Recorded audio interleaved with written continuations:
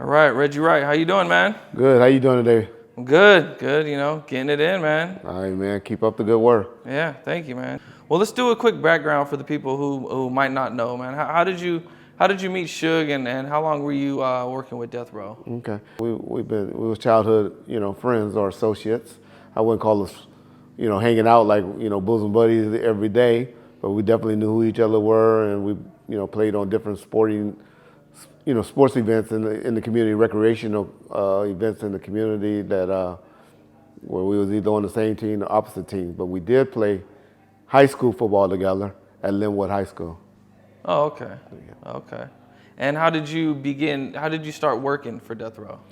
How I started to work for Death Row was because, like I said, I was in the law enforcement, and he was doing good. 1994, him and Dre and Death Row were making major moves. And then so he started having some of the hood problems. As far as the guys that was working for him, who's been employed for him, they started talking and hearing chattering, as we call it today. They were chattering. And so my father had got some intelligence or some intel about some chatter. That was guys that was working for him that was planning on holding him hostage and try to make him give up some money. And my father had me reach out to him to get a hold to him. I did. And my father just told him, brought it to him. And he was like, man, that's why I need y'all over here. I'm doing good. I'm making millions of dollars. I need y'all to come over here and watch my back. Somebody I can really, really trust. I'm not saying he didn't trust the homies, but, there's somebody neutral that, the homies will trust and that I trust. Pops was like, man, I'm not into that. I'm trying to put most of the guys in jail or in prison, that's working for you. I'm not interested. I just wanted to let you know what's going on. But me, I'm 27, 26 years old at the time, and opened up my own private security company and started being the head of security for Death Row. Oh, okay. Okay. And this was in 1994? The end of 1994, probably October, November of 1994. At one point during all the drama and everything with Death Row and Bad Boy, they ended up running into each other backstage. Okay. Can you talk about that? Yeah, you done jumped from 94 all the way to 96, but okay, that's cool. All right. So cool. So you done went from 1994 to all the way to 96 when Pac was with us now. So, okay, what happened was Tupac was with us. It was at the Soul Train Music Awards at the LA Shrine Auditorium. And what happened was we really had about 50 to 60 guys with us, all in some T-shirts that said P-Funk on it. And thank God, Don Cornelius just don't know how much of a smart decision he made for not letting us all come in through the back, where at the Shrine Auditorium you have this big parking lot where you have pretty much all your limousines and your trailers, for the people that was performing to have trailers in the back. But he put a restriction on us that said, hey, only about 4 to 6 of y'all, 2 cars can come in here with about 4 or 6 of y'all. I can't let all of y'all backstage. So we sent all the guys with the P-Funk shirts on towards the front of the auditorium. And the Outlaws, who was riding with Suge and Pac, and then myself and the security guy that was assigned to Pac that day, named Frank Alexander, we went through the back. Sure behold, as we were getting out and exiting out of our cars, the Bad Boy entourage, because Biggie had just performed, because he had opened up the show, and we, Death Row, we was a little late as usual, okay. And they were exiting the auditorium. And then at that point is when we all saw the Bad Boys coming out. Pac. Was Puffy, because I heard Puffy was like on top of something, and at first he was yelling, I think Napoleon said this in the Vlad interview, that at top he was like, where they at first, but then he ended up. I didn't see that part. Didn't see that? I can only tell you what I saw and what I observed. And so as they were walking out, Pac immediately jumped out the Hummer, which is true. And that's what made me jump out, because I was in the passenger seat of a Frank Alexander car. And I jumped out. By that time, all the outlaws jumping out, and they up on them. I jump out because now I'm seeing a confrontation. And Pac was like, you fat motherfucker, I'll kill you, I'll get you. He was hollering and going off on Biggie. Puffy, who was standing off to the left with his security, Big Eugene Deal, who I recognize and know now, he was with Puffy. He had him off to the left. And myself, they had some guys in their entourage that was armed, that had a gun. And so one of the guys, who I believe was Keith Davis, later, that we all know now as Keefy D, who I know was definitely with him. Some people are now saying there was a guy from New York that actually pulled the gun out, named Gutter or something like that. But anyway, one of them pulled the gun out. Immediately, I had my gun pointed on him. Like pulled it out, and pointed at you guys? No. They just pulled it out and was brandishing it, had it down. But me, I'm police training and I'm legal. I pulled my gun and was on him like, bro, you raise that gun, please don't raise that gun. Don't do it. You just don't do it. And he kept the gun down, but Pop was standing there like trying to pull the gun from me, like, shoot him, Red, shoot him. I'm like, no, Pop, shoot him. We all know how Pac is. And so one thing I always respected about Biggie and learned that day, and I always give Biggie credit for this, Biggie just stood there, didn't move, was like looking like, his boys was over there. They eventually took off and ran. The Muslims was all in the middle, they were doing security. They were like, brothers, we can't have that here. We can't have that. And I'm telling them, hey, y'all better get out the way. Y'all better watch out, because this brother raises this gun, it's gonna be some problems. And so, Suge always said Puffy ran and got up underneath the car and was hiding. I since talked to Big Eugene Deal about that. He said, no, I had Puff. Puff wasn't running, he didn't hide. I can't say, because I was mainly focused on the two gentlemen that had the guns. I pointed the gun at the two. They took off and ran towards the end, in the cars and all of that. Were they planning on doing anything to Biggie before that? Yeah, that's why I said earlier that fortunately for Don Cornelius, he made a smart decision by not allowing us all go in together. Because if they did come through the back gate, it would have been ugly. But not only did he not do that, he made a call to a security that was working the door and said, don't let those guys in with all those T-shirts on, even though he had sold us all these tickets. Right. What were they planning on doing to Biggie? Yeah, they were going to rush the stage and pull him off the stage. That's what the plan was. And just rough him up, beat him up while he was on stage. They're planning on beating him up on stage. With the cameras rolling and everything. At the Soul Train Music Awards in L.A. 1996 Soul Train Music Awards. Wow. Yeah. So when everybody's arguing, what was he saying when he was trying to get the gun from you? Did he just grab for the gun? I mean, he was reaching, grab my arms, then like shoot him. And then, like he seen that I wasn't trying to shoot him, or I was just pointing at him. It seemed like he was just trying to take the gun from me so he could take it and shoot him. No. Which would have been an unfortunate situation. Yeah. What did Biggie do at this time? One thing I say about Biggie was just standing there, like looking, like, I don't know if he was like, why is this nigga tripping? Or, Suge always jokingly said, his fat ass couldn't run nowhere, couldn't go nowhere, so he was just on stuck. But I didn't take it that way. I took it that this nigga was just like, hey, dude's tripping, but if I gotta die now, I gotta die. That's how I really took it. Was he doing any yelling? He didn't say a word. He didn't say a word? He didn't say a word. What about Puffy? Was Puffy yelling or anything? I always, who was yelling? Because I think Little Caesar said in the interview that he was doing some yelling. I'm sure, homeboys and dudes in the entourage was talking, and things going back and forth, but I can't tell that.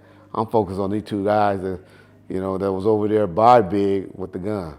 That's what my focus was on. And Pac crazy ass, telling me to shoot him, or trying to take the gun. So, trying to fight off Pac and trying to make sure these brothers don't, they do what I said, which was not point that gun. Because if they would have raised that gun, I would have shot them. Right. Yeah. I would have had to shoot them. So how'd everything eventually de-escalate? What happened? De-escalated. The Muslims was in the middle trying to calm us down. The dudes took off and ran. Don Cornelius came out and was like, Pac, hey, come on. I'm about ready to present you with an award now. And come on, I need you in here. And so Don Cornelius only let Suge and Pac go in. That's why you got that picture out there with the Muslims escorting Suge and Pac in. Suge and Pac went in there. He won Album of the Year, Rap Album of the Year with Me Against the World album, because you got to remember, we're talking 96, but everything's for 95. So he won Album of the Year. He walked around the whole auditorium. Everybody was just hollering, West Side, West Side, West Side.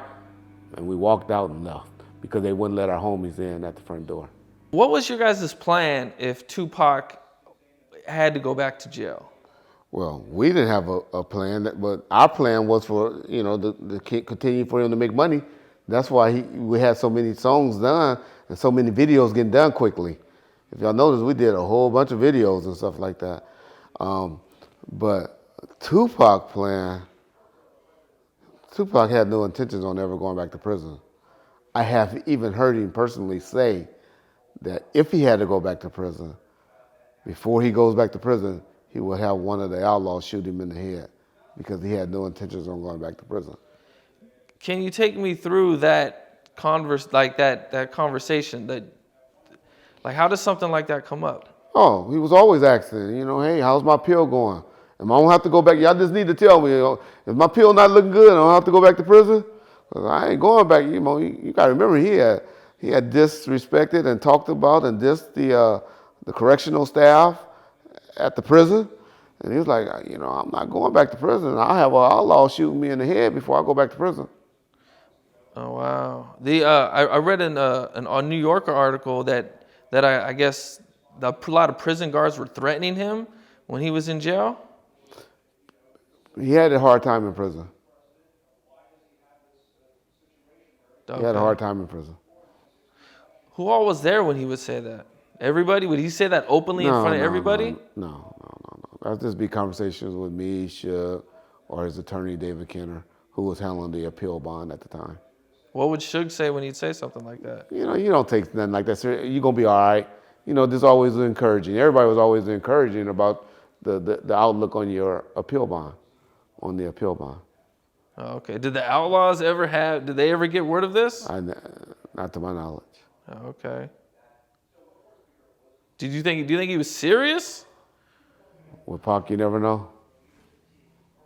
With Pac, you never know. Yeah. But he said it multiple times? I heard it on at least two occasions. Yeah. It wasn't like a constant, I heard a few times, he always did request and wanted to know what was the status of the appeal bond, what was going on, how it was looking. Okay. How the appeal process was looking. He Okay. did want to know if it wasn't looking good, please let him know. He wanted to know so he could figure out what he was going to do about not going back. I'm sure that's the reason. Yeah. He had to mentally prepare himself or whatever. I mean, was he worried about the security guards were going to do something to him if he went back? We never got that deep. Oh, okay. I know he didn't like being in prison. Yeah. Okay. And who does? Right. But I mean, some people can adapt to it better than others. right. He really, really didn't like it, man. Exactly. At one point, I read about that RZA got his chain taken at Club 662 and Tupac got it back. Tupac got it back? No, Tupac didn't get it back. They did. It was after one of the fights. RZA came to the club, and he got into it with a few of the homies.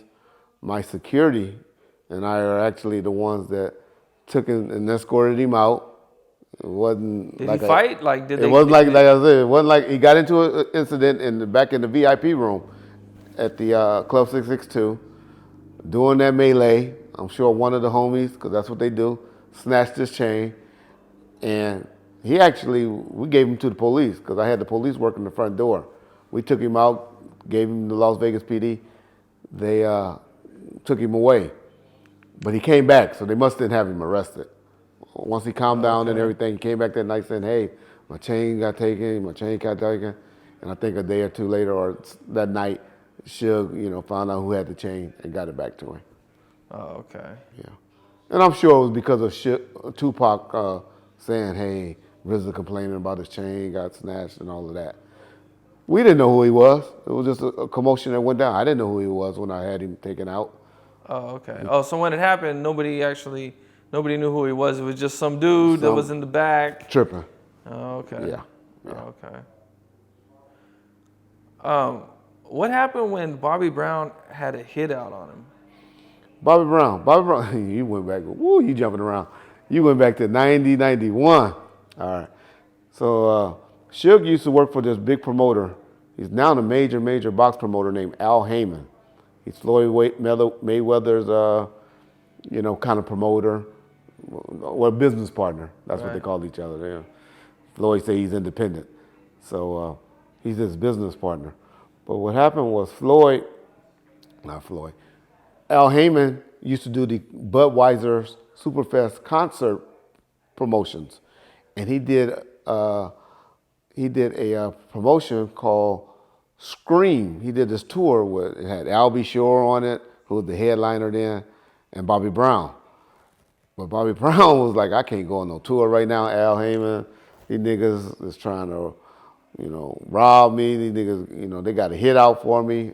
I can't do it. I'm laying low. But Suge being, working for Al Heyman, him and this guy named Big West, it was like, hey, wait a minute, we about to lose some money because, and we'll take care. And so he went and hollered at the dudes that was pushing up on him, made the dudes come and apologize to Bobby Brown, and Bobby Brown was able to go on the Scream tour. There was a fight that happened backstage at a music video. And there's some footage of it on the internet, and you just see Pac hollering, like, that's it, I told you, motherfuckers, I was gonna do my shit, now let's go. And but you kind of can't really, like the whole story is not really there. Yeah, I know what you're talking about. It was on the set of Made Niggas video shoot. The Made Niggas video shoot. Pac had been working all that day. His temper was a little short because he had been working all day. He was working on either gang-related or gridlock movie set in the daytime. And this was like 2, 3 in the morning when this incident happened. And he was coming to do the music video late that night. But they had this stunt dude that was on the set that just kept on messing with the Outlaws. He must have liked guys in rap. He didn't, you got some niggas that's haters that don't like rich guys. He might was a little older, thought that these were some young kids. For whatever reason, he kept agitating them. And Mootown kept saying, we're going to whoop this nigga ass. Mootown, Napoleon? Napoleon. Okay. No, it was Young Moo. And so it was talk about it. But everybody was like, man, just get it done. Let's just get the work done. Nobody thinking much. But this stunt man kept agitating. And to the point where they just got tired of it. And Pac and the Outlaws just rushed him. Stomped him out? They rushed him. Okay.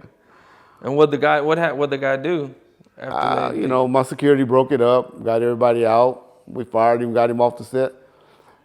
And since then, we never did any more music videos, used that production company, which was Gobi's and Tracy's. Well, actually, it was Tracy's Robinson's video production company, which y'all know Tracy Robinson, and then Gobi, who's be out there trying to do stuff, who was her boyfriend. And I didn't see them around anymore after that. Okay, Gobi had said, I think it was Gobi, it said that the dude went to his car and tried to get a gun or something. Nah, he was escorted out. Who knows what he did to lead up to that? But I know once he got his, got whooped on, he was escorted out. How did the fallout between Death Row and Daz happen? Yeah, that's a good question. it started when Suge, he was at the prison. His album had came out, and he was like one of the last artists left over there at Death Row. And he was like the head producer. He was, he was the guy that I would go to get stuff done as far as musically. Book studio time and say, hey, would you work with this artist? Would you get this done? I need this mixed down, stuff like that.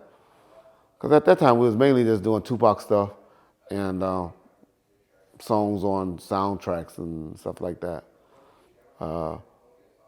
He did okay with his album, his solo album that he did. But he wanted to do Daz like we eventually saw. Love videos. Y'all look at any Death Row videos back in the day, Daz was in them. Daz would be the first person at a video shoot. Daz loved videos. And so he came up to Suge with the great idea of doing an album, another solo album, and shooting videos to every one of the songs. Which I got to remember, that's kind of common now. Right.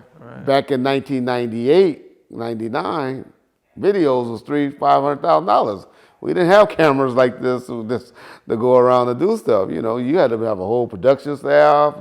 You were spending $300,000. The cheapest video you get was like $150,000, and that's just a one location green screen video back in the day. Wow.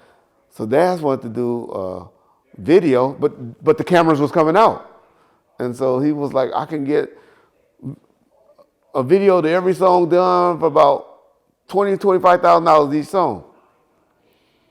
And Suge looked at him. So I was like, oh, let's go up to the prison and talk to Suge, That's what my excuse always when people come with crazy stuff. Come with me Saturday. You can go, not knowing that I needed them because they have a thing where you get your visits canceled if you don't have anybody that hadn't been in there within 30 days, because the visiting room gets so crowded. But if you bring somebody that ain't been there in 30 days, they don't cancel your visit. So I was just rotating people in and out. Well, so I was like, come on up here with me Saturday and go. I was like, yeah, I don't go because I don't tell Suge to do this. So I told Suge what Daz wanted, and Daz was up there explaining himself. And Suge was looking. And he looked. And Suge liked to show off. He's a big jokester. He's a big comedian. Most people think he's a bully. But when he got the women sitting next to him, he liked to show off a little bit too. And he looked at Daz. I remember how he looked at him and said, I ain't doing no more albums on you. You my producer. You a producer. You a hell of a producer, Daz. But you ain't shit as an artist. I ain't doing no more songs on you as an artist or a solo album on you. You can do whatever you want as a producer. But no more. You're not an artist, Daz. You immediately seen tears coming out of Daz's eye. He was hurt, furious. Stood up and said, all right, fuck Death Row, fuck this shit. Got up and left, walked out the prison room. Now he's back hanging with Snoop.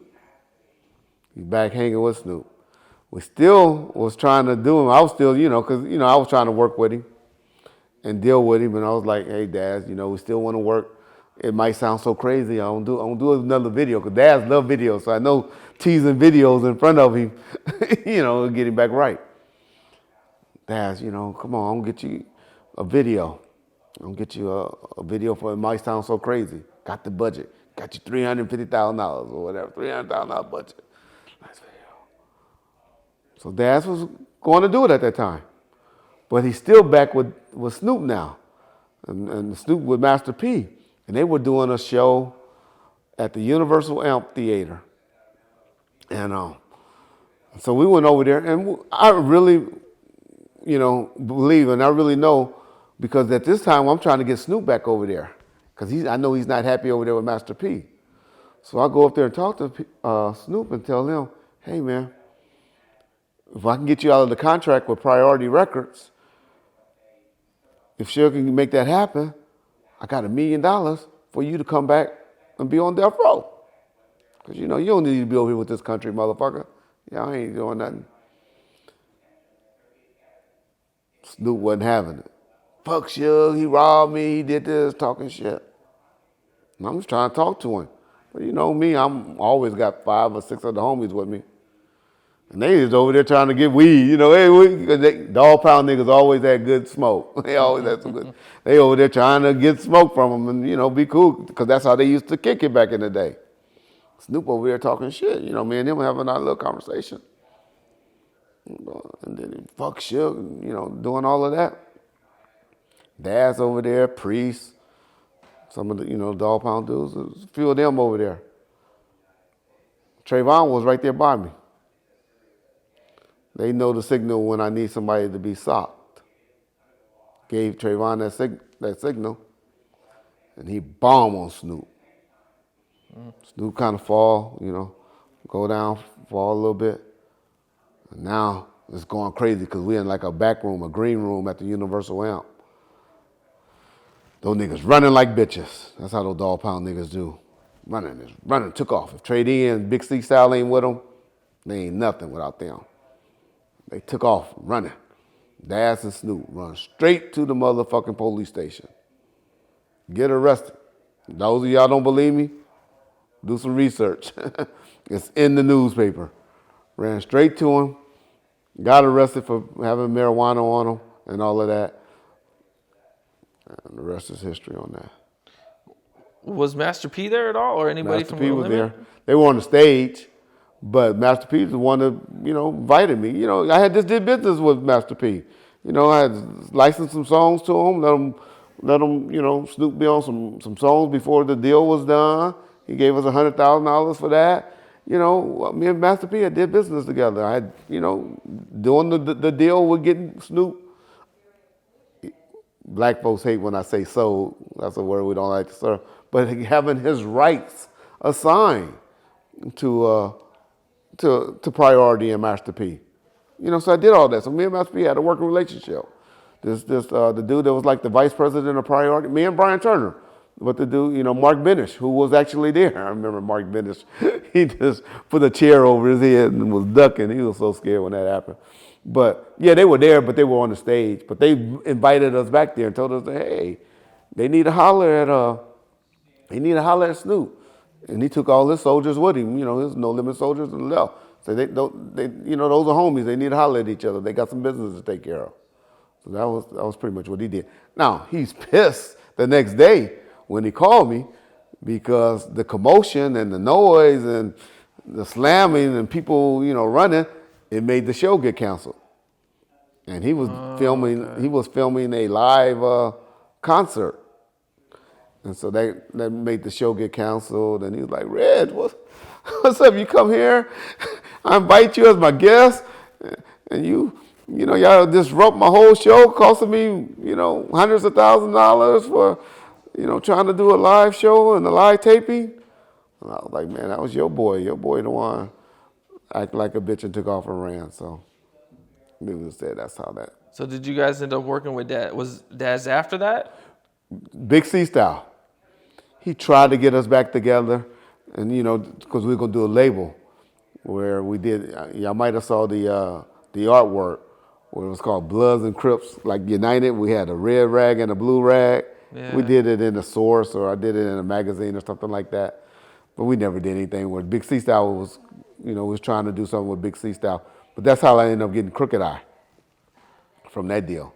Oh, okay. Because we got Crooked Eye assigned doing that deal, and that's how Big C Style unfortunately kind of lost Crooked Eye because that stuff never happened. But that was our intention to get Superfly, you remember Superfly and Big C Style from them on that deal. Oh, okay. So they were with Big C Style. Big C Style. And they that Priest, Superfly was with Priest. I mean, Superfly is Priest. Superfly was with Daz. Oh, okay. And so we got. And so you guys ended up getting them. We getting them under the deal we had because we had like an inducement deal or whatever. Oh, where if it fall out, they will ultimately and always be still signed to us. At that point, Daz was like done with you guys. Yeah, he kind of came back, but things just didn't work out. The relationship was never back the same. It was never the same after the fight. Yeah. Okay.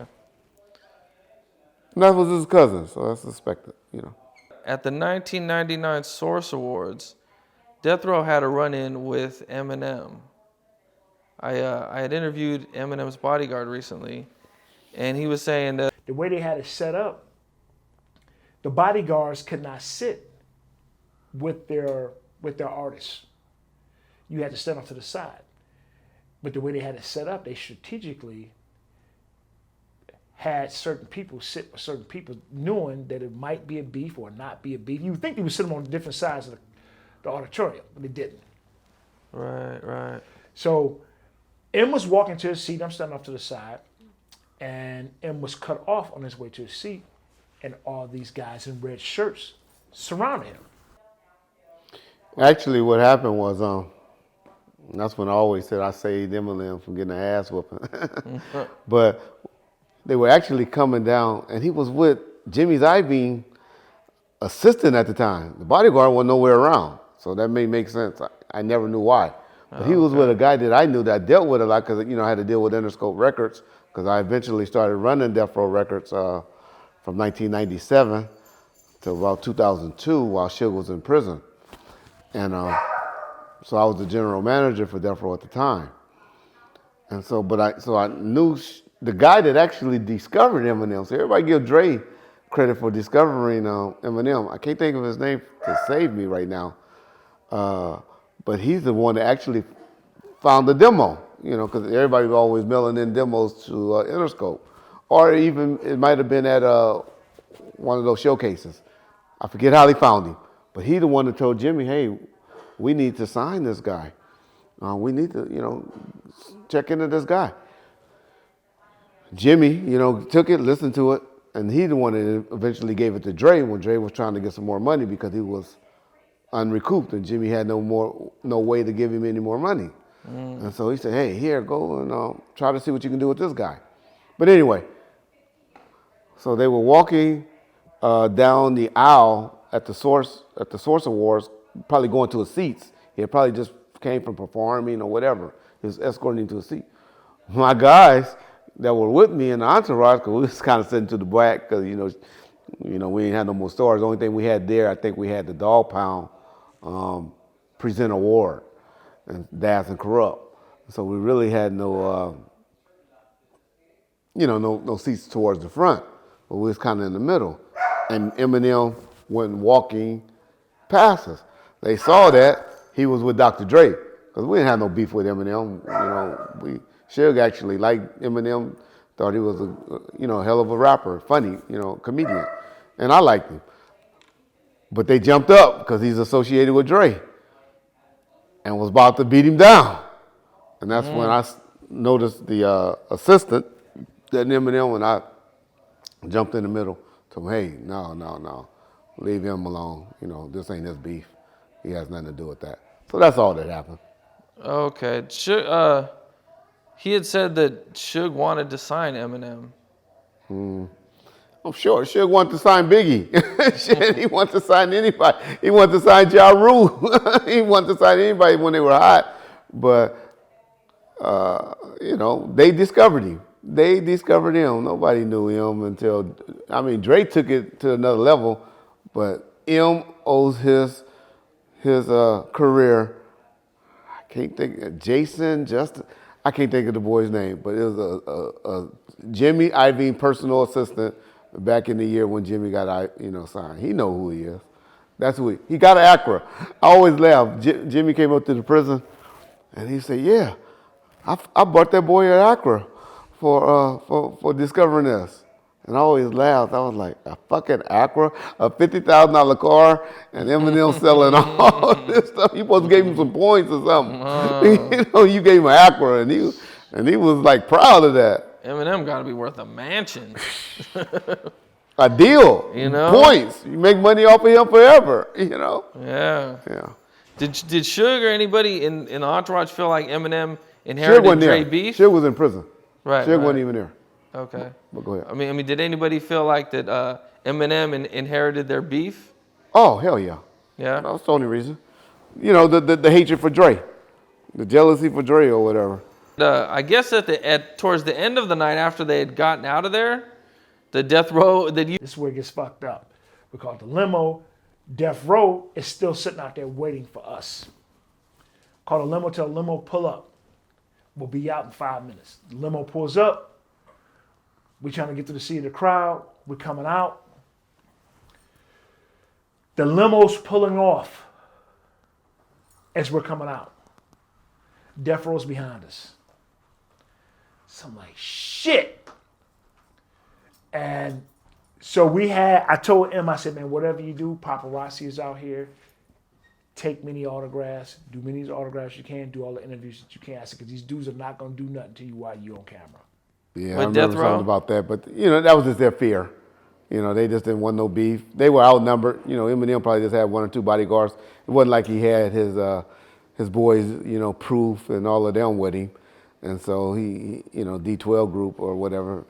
So, they were outnumbered. So it makes sense. I wouldn't have put my guy if I was just us 2 or 3 guys. And you got this group of about 10 guys, 15 guys that's knuckleheads causing problems. I would have just said, hey, hold up. So it was smart business. Bodyguard did, he did the right thing. So there was no real ever intention to actually do anything. It was just, if Eminem fucking wouldn't around. if Eminem wouldn't have walked by doing it, he just happened to be walking by at that time. Okay. And he's associated with Dre. At one point, there's a Hawaii show Oh yeah. where it's I think it's Warren G, Snoop, Dre, Eminem. It's a big, huge Hawaii show going down, and they're on their plane, and right when they get off the plane, So when the plane landed in Honolulu, the doors open and we're met by Honolulu finest and by 20 cops, about 20 cops. are you? Yeah. Now, I coordinated all that shit. Was in prison at the time. We just so happened to have been on the plane with Snoop and a few of his entourage on the way out. So on the way out, we were terrorizing Snoop. Snoop got spit on that plane ride. On the way out, Snoop and that producer, Battle Cat, and a few of them were on the plane on the way out to fly out to Hawaii. Because they were doing a show. It was a big radio show out where they would just, Power 106 had just gave to all their winners a free trip to Hawaii and to this show. That was going to be, the Up and Smoke tour pretty much. Or, Dre, the Chronic 2001. Everybody else pretty much on that album. So they flew out. We terrorized them on that plane. They ended up flying extra security, extra people out and everything. Remember Jimmy Iovine called me in the office, furious about that. I'm like, Reggie, how you going to do this? You cost me so much money. I'm building this back to death row. I'm building this, all this security and all these flights. Y'all had no reason to be there.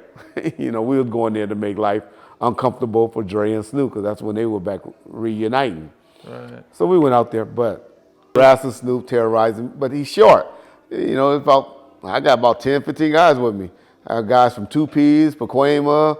I had guys, from the mob and looters, and I had some Crip dudes, Magic and Key to Rock. We were just deep, going out there to terrorize them. How many people was Snoop with? They probably had like 5 or 10 at that time on that particular plane. Right. But like I said, they ended up flying. They didn't even come out and play. They stayed locked up in the room the whole time. We just was like, they ain't going out in Hawaii and having a good time. Now, on the way back is when this incident happened with him, where I guess he didn't get the memo. he got on the plane with us. But him and his bodyguard was actually, because, man, those planes going to Hawaii are beautiful. I don't know if anybody ever went. They like, back then. Well, let me cut you off. They'd seen you guys. And before they got on the plane, they called Jimmy Iovine and told him to have a bunch of cops ready when they get off the plane to make sure. Yeah. So that was in L.A. That's not in Hawaii. That's what I'm saying. Right. On the way back, they got on that plane. I'm just trying to tell you, but we were up, they were harassing him a little bit on the plane, but niggas ain't stupid. They ain't going to do nothing crazy on no airplane. But they know, it'd be hard for the pilot to land that plane in Hawaii, but you're going to have some federal charges when you get off that plane if you do stuff. So they wasn't trying to do anything to him on the plane. You know, they harassed him, took his drinks a little bit, made him get drinks because he was sitting in first class. That's what I was trying to say. Which, you know, Right. The bodyguard said. So what these guys ended up doing, some of the guys from Death Row, they decided, they see me sitting with my wife at the time, and the guy looks at me. He looks at me. He just walked by and he looks at me like, I told my wife at that time, I said, hey, I gotta go. So the guy walks, I get up, I walk behind him. I walk behind him, another guy from Death Row sits in my seat. yeah, And starts talking shit about him. yeah, because we knew he was with him, Yeah. you know. But all of that just happened. That's just shit on the plane. So and by that time, M wakes up. He said, man, what's going on? I said, man, it's Captain Death Row trying to holler at you. He said, man, you know what, man? He said, Nas, fall back. He said, what you want to say to me? Because what happened, he said, hey, you know, you're going to do an album with one of our artists. You know, you're going to do some work for us. You're going to do something with us. And then it was like, you know, I ain't working with y'all. You know, you got cleared through Jimmy or Dre. You know, I'm with Dre and all of that. And so they were like, okay. Because like I said, nobody going to do nothing too crazy on no airplanes. They had no business. They was up there in first class. But our intentions was to deal with them when they get off the plane. You know, we're going to make him, you know, we're going to talk to him. So you guys wanted to work with Eminem. We wanted to do some work. M was hot then. M was... Who would you guys have put on a song with Eminem? I don't know. Who cares? Shit. If M was Anybody? this thing, you know, him was hot. Y'all forget how hot M was in 99, 2000, 98, 99, 2000. M was, my name is, he was hot. And so, you know, and plus it's the egg and mess with Dre. Oh, okay. You know, it's anything about jabbing at Dre or Snoop. But anyway, and then we knew they weren't going to do, you know, they wouldn't get clear or anything. We're just doing it as a harassment tactic. It'll make you want to distance yourself from being with Dre if every time you go around or, you know, it's a problem, you be starting like, hey, Dre, you know, I can't deal with it. That's all it was about then. But anyway, they don't tell you, what his bodyguard don't tell you is, so Eminem was in there first. They somehow got together and got off the plane because we was kind of to the back. I was in like business class because I was trying to explain to you how those planes is like off the hook going to Hawaii. Those motherfuckers took and got off the plane and took and ran a 100-yard dash off the plane. Em and his bodyguard. And just took off and ran. And by that time, there was a whole bunch of police standing outside at the gate just looking for trouble. They never confronted us or said anything to us. But if, you know, if we would have got a hold of him or something like that, it would have been problems. Now, this is a recent story that I seen that I never heard before. But Suge was being with Misa, Puffy's baby mama. Okay. You said it's a recent story that you heard, but you did go back a little bit. You went back to, it might even be pre-Pac. It might even be pre-Pac, but like this is like 95. No, yeah, sometime in 95. And so Mary J, though, and Misa was real tight. And so Mary J and Misa was real tight, so they used to always hang around. And Mary J and KC and them, they were, you know, Jodeci or, you know, KC and definitely JoJo was always around us. We went to New York or when they came to LA. And KC at that time was being with Mary J. Mary J and KC was together. And not only were they together, they had a baby. Well, no, they didn't have a baby, but they were together. Right. And so, so she was always around. And so, you know, she was coming around and Suge somehow, you know. How did they meet? Is that how they met? Oh, yeah. Mary J, you know, just coming around and Mary J made the introduction. Oh, okay. And then how they just started hooking up? I mean, even after Puffy and they had, so was this before the beef, before the Soul Train Awards? This was before the Source Awards. I mean, the Source Awards were Suge got on stage? Yeah, so that's why I know for sure Pac wasn't around yet. So this was before this was before the Soul Trains of Music Awards. Okay. And I'm sorry. This was before the Source Awards. okay. And Puffy already had a baby by her. He already had a baby. I think it was Justin, the son Justin. Was this before the guy got killed in Atlanta? This is before Big J got killed. Big J. I've never heard this before. So could this have been the beginning of the beef? No. You don't think Puffy cared about this at all? No. Okay. It was very limited. It wasn't that long. It wasn't a long-term thing. We hooked up with her a couple of times in New York. Matter of fact, one time I stayed in New York and was still around. I think I was dealing with David Kenner on some business, and me and David was still there. And he had me go deliver some money at her house. And so I went and took her some money. And then the other time is one time we went out to New York for something, and her and the son flew back with us to LA, and she was staying out there with us in LA for a bit. And then Puffy Mama actually called. It was just like, hey, Puffy's out here tripping. Matter of fact, I think he split his wrist behind it, tried to commit suicide. They say he split his wrist doing something else, but the rumor that we always got, and what Misi always told us, this nigga out here, this bitch ass nigga tried to kill himself. But the mama was just like, hey, my son's out there tripping. Would you please send Justin home? Would you please send my grandbaby home? And so eventually, after a week or two, she eventually went home. And that was the last time you seen her? That was the last time I saw her since then. Well, that was the last time. With Suge? Correct. With Suge, okay. How long were they seeing each other? Just a couple months or something? If that. And you know, that's the art of war. Fuck another nigga bitch. Yeah. And he brought his son around. Yeah. That was pretty... Well, that's on her. That Ain't on is on shit. her. That's on her. That's pretty bad. Pac ever say anything about this? No, he knew about it, but that was art of war. He did it with faith. He did it to Biggie with faith. You know. Okay. I think I seen you had mentioned that you had knew for a fact that Tupac hooked up with Faith. Were you there that night? I was there in the studio. I don't know if I ever said a fact. All I ever said, and if I did, let me clarify it, is they were sitting in a little, we call it a red room. It's just like a little private room that's no bigger than a bathroom. They had a little couch in there. That's where niggas would go, either whoop on somebody or mainly to go and hook up with a chick. And he was sitting in that room. For some reason, I was going into that room or just checking around, doing studio checks and all. And they were in there, and he was pushing, at that time, her head down towards his genitals. That's all I saw. You didn't. That's it. You didn't. That's all I saw. If she was with it, was she not with it, or it didn't appear that it was being forced. Oh, okay. But you know, I didn't see her come running out 5 or 10 minutes later. Oh, okay. Well, and what happened? Was that the only time you seen them that night? Did you see them after that? It was the only time. I mean, it was in the studio, but they went back to the studio and stuff.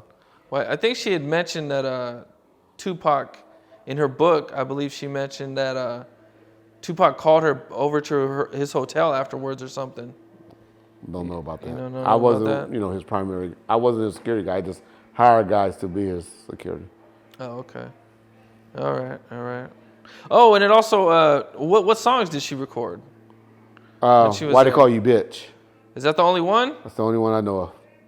She was on that song. She was on that. I they believe you said in another interview that she was on Hit 'Em Up. No, I was wrong there. Okay. Yeah. I think I got those two songs mixed up. Okay. There's always been rumors about like Tupac always wearing a bulletproof vest. Yeah. He never wore a bulletproof vest. I ain't said never, but I probably saw him once or twice just doing an interview that he did with, I think you'll see that interview with Luke from Miami or somebody like that. He did an interview where he had it on. I probably seen him with a bulletproof vest once or twice. So it wasn't a regular thing for him? It wasn't a regular thing at all. So him not... Y'all tell me. Y'all see him out and about? Show me a picture other than that one time when he was doing an interview with Luke that y'all seen him with a bulletproof vest on. Yeah. No. Show me. Y'all see his pictures? Tupac took a lot of pictures. Show me. Tell me. Point it out. So it wouldn't have been. It would have been normal for him not to wear a vest. Point it out. Point it out. Show me where he did. Show me where the time when he didn't get killed or didn't get shot in Vegas. There's when him and there's a photo I just posted on Bomb First website with him and Rick James when he was sitting in the audience at the fight. Did he have a vest on then? Show it to me. Yeah. Show me. All right. I don't know if this is true either. I read this in an article. Kadada said she asked him to wear a bulletproof vest the night he got shot. Did you ever hear anything about that? Never heard that. You never heard that? Never heard that, but he had on a tank top, a green tank top. You think he was going to wear? It was 110 degrees. He was supposed to wear, the story said he was supposed to wear something else, and he was like, nah, it's too hot. I'm just going to wear this jersey. Exactly. But it's too hot to wear a shirt, but he going to put a bulletproof vest up under it? Yeah. Now, hey, that would have been smart business, especially if he came in and told her what had just happened. For a woman, your girl, to say that.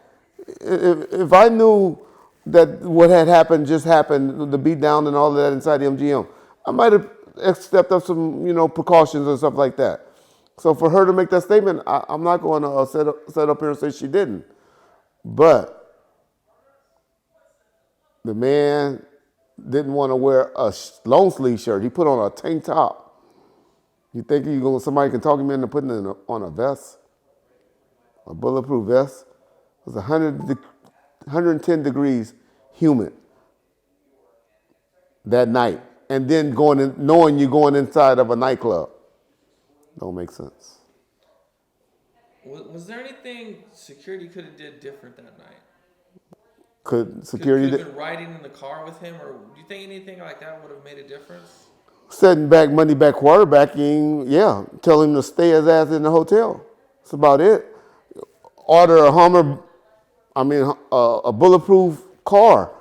Tell him, oh no, you can't ride like a superstar or a young 25-year-old man. You got to ride like Michael Jackson or a little bitch or something like that in a tanker car with bulletproof vest or bulletproof car.